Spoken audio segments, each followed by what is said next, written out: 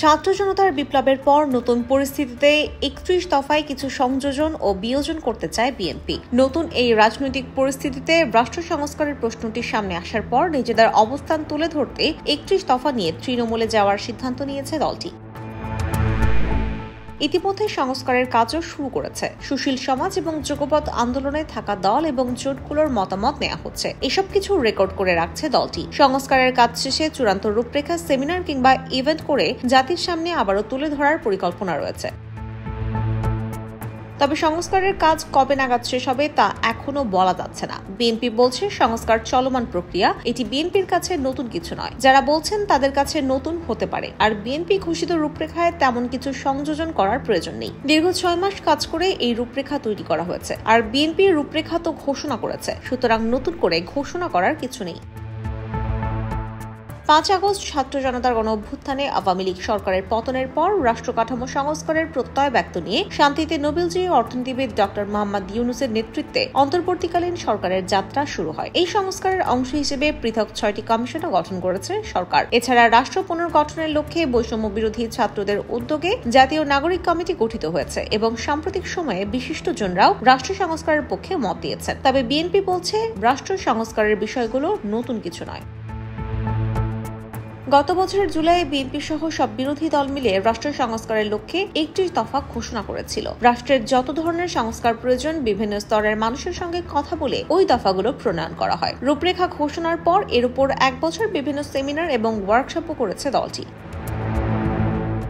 BNP নেতারা বলছেন BNP ঘোষিত ৩১ দফার রূপরেখার মধ্যে রাষ্ট্রের প্রায় সব সংস্কারের কথা বলা আছে। এরপরও যদি এখানে ২-১টা সংযোজন করতে হয়, সেগুলো বিএনপি আলোচনার মাধ্যমে সংযোজন ও বিয়োজন করবে। এজন্য দল থেকে এই ৩১ দফা নিয়ে তৃণমূলের যাওয়ার সিদ্ধান্ত নেওয়া হয়েছে। এটা নিয়ে জনগণের সঙ্গে কথা বলা হবে।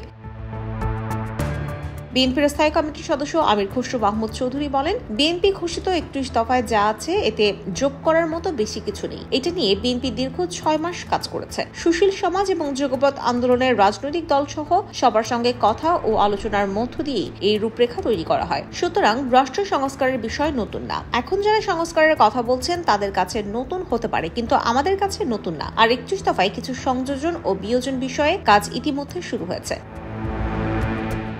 বিএনপি চেয়ারপারসনের উপদেষ্টা ইসমাইল জবিউল্লাহ বলেন, ৩১ দফা সংস্কার চলমান রয়েছে। সবার কাছ থেকে প্রস্তাবও নেওয়া হচ্ছে, সেগুলোর রেকর্ডও রাখা হচ্ছে। আর সংস্কার করার পর সেমিনার কিংবা ইভেন্টের আয়োজন করে এটা আবারও জনগণের সামনে তুলে ধরা হবে। বিএনপির যুগ্ম মহাসচিব সৈয়দ ইমরান সালেহ প্রিন্স মানব জমিনকে বলেন, ৩১ দফায় সংযোজন ও বিয়োজনের বিষয়ে কাজ চলছে। এজন্য বিভিন্ন মহলের মতামতও নেওয়া হচ্ছে।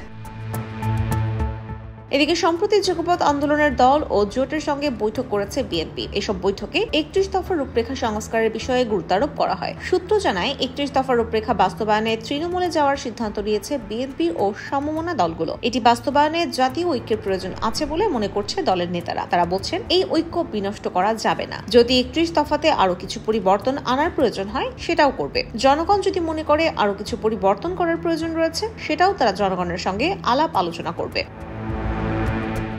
২০২৩ সালের ১৩ জুলাই সংবিধান, রাষ্ট্র ব্যবস্থার সংস্কার এবং অর্থনৈতিক মুক্তির লক্ষ্যে ৩১ দফার রূপরেখা ঘোষণা করে বিএনপি। গণতন্ত্র মঞ্চ এবং বিএনপি এই রূপরেখা একই সঙ্গে ঘোষণা করার কথা ছিল। পরে পৃথক পৃথকভাবে ৩১ দফার রূপরেখা ঘোষণা করে তারা।